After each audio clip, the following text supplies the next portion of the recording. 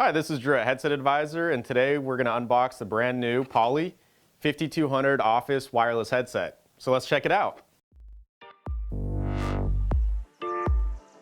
First, we have the box, of course. When you open the box, you're going to have the charging base and a headset. Let's go ahead and take that out. There's the headset. Charging base has some protective film over it. You'll see the new design of the bottom of the charging base. If you guys didn't know, Plantronics and Poly are the same brand. They just rebranded as one, Polycom and Plantronics together.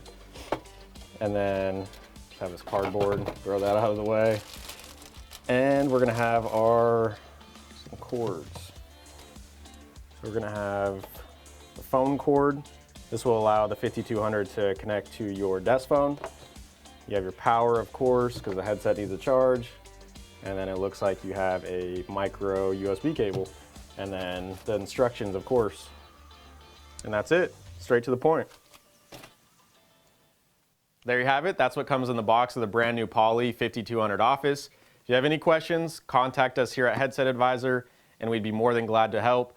Otherwise, leave a comment, hit that like or subscribe button, and thanks for watching.